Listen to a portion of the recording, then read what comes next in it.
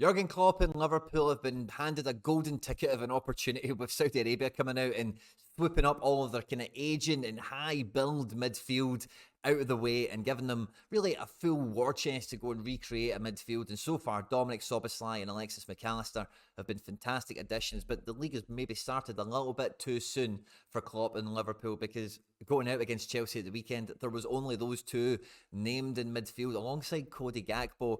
And when you look at the strength of the Liverpool squad, I think in defence and in attack, there's two to a position everywhere, really strong quality in depth, except for in that midfield position. And Liverpool have got aspirations of being in the top two every season in the league under Jurgen Klopp, as well as going very deep in all cup competitions as well. And quite frankly, having those two guys in midfield basically alone with Curtis Jones and Harvey Elliott and few other guys of that kind of calibre, it's just not going to cut it. And I think we've seen that quite clearly in the opening game against Chelsea. Salah is disappointed not to get his goal. Chelsea were probably a little bit better than a lot of folk expected, but for me, I think there was lots of warning signs in this Liverpool midfield, and that's what we'll be looking at in the video today. At any point, if you laugh, you learn, you like something or whatever, I don't know, please do like and subscribe to the channel. We're pushing for 10,000 subscribers, and we can't do that without your support. So if you do enjoy the content, please do subscribe, drop a like, and let me know in the comment section what you think. Am I right? Am I wrong? What do you agree with? And what do you know, what have I blatantly missed here? Let me know. Love to hear it. And let's just get stuck straight into it. When the team came out, I don't think the back four surprised anyone at all, or the back five if you include the goalkeeper.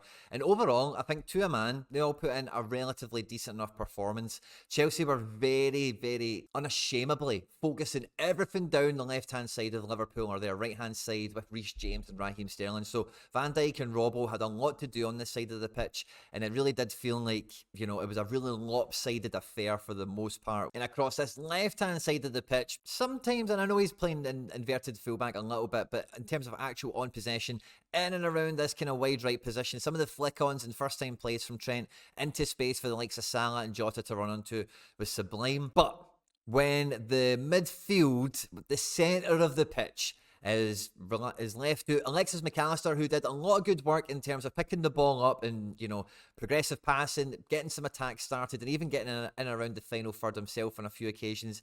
Did a very good Alexis MacAllister role, and I think that he can be, you know, quite chuffed with his debut overall. And Szoboszlai, it felt like, was just given an absolute suicide mission. Szoboszlai was absolutely everywhere on this pitch, tackling, passing, trying to create chances, recovering the ball, chasing runners on counter-attacks, getting back and helping out his defence. He did absolutely everything. It felt like he was given the job today from Jurgen Klopp. Go out there and run until you cannot run anymore. And he did everything for the team. I think he put in a great performance, and, you know, he did really well. But when Liverpool were on the ball, there was no attempt to keep possession at any point. Cody Gallows in this attacking midfield position as well. This was set up to be an attacking set of four to just go and attack Chelsea's back three of, you know, having Thiago Silva in there, try and catch them out with pace on the counter-attack, try and exploit opportunities really quickly in transition. That was the name of the game for Liverpool. Try and get as many of these guys into the final third as often as possible from balls from Alexis and from Trent.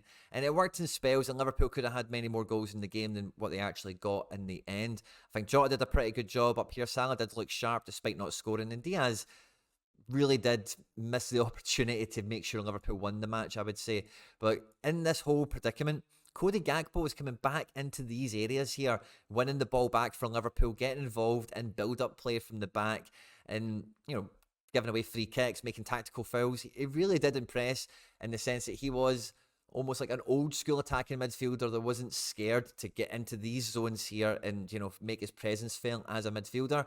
Because Cody Gallows and these types of guys like Alexis and Szoboszlai, if you do have them in these positions here and you do have wicked pace and clinical finishing on the counter-attack, then that's not bad having these guys in and amongst it here. But in a one-off match against Chelsea, and I've done another video about Chelsea as well, so if you want to check out what I thought about them, you can do that as well. But Chelsea didn't have any midfield in this match either. If you check out how the game went for both sides, Chelsea wanted all of the ball down this side of the pitch, and Liverpool wanted all of the ball into this kind of channel and down this kind of wide area here with Trent and Salah in particular.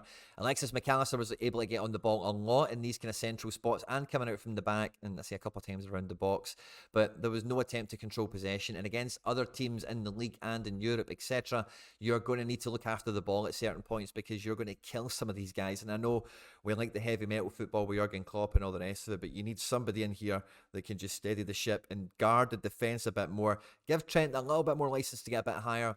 Take a little bit off of Szoboszlai's plate. Let him get into these areas a bit more and be a bit better positioned in these transitions to make sure he can be effective and influential a bit more, and not be as ran out and be as ragged in it. In particular with Gakpo, if he's playing some of these pinging balls, he's going to be trying to make recovery runs and late runs into these situations. And Gakpo's a guy that's been starting centre forward and is showing he's a clinical finisher, and you want to get him as close to goal as possible. You can definitely play this kind of half attack, half defense approach still with a lot of these main characters still involved in it. But I do think that with the absence of an out-and-out Fabinho replacement or a Moises Caicedo, I know Romeo Lavia is highly rumoured and linked to be joining. I've not seen enough of him to think he can be that guy for certain, and I'm going to reserve judgment until we see him. But I think for the games, even if you did want to try this half and half approach, you need maybe a different duo, a different duet to achieve that consistently across the season. But the defence looked good, the attack looked good, and I think it is just you need to get some more money spent in that midfield, in that engine room. The number one defensive midfielder for me that's available out there in the transfer market at the moment is Guido Rodriguez. Now, I know there's been some links as well to Ibrahim Sangare over at PSV, but honestly, Guido Rodriguez is a phenomenal terrier, absolute ankle biter of a defensive midfielder. The Argentina World Cup winner is at Real Betis. Had a very good couple of seasons in La Liga, and Betis won't like me saying this to you guys, but he is very good, and I would say he's probably the safest bet of somebody that Liverpool could spend, whatever it costs. Let's say it's 40-50 million, whatever the fee is,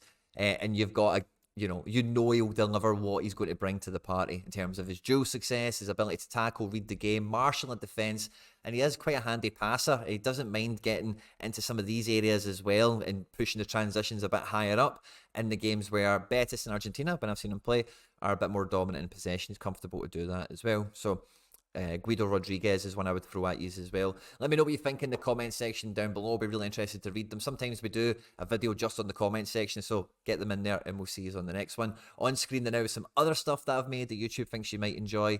Stay out of trouble, and I'll catch you on the next one. Take care. Bye-bye.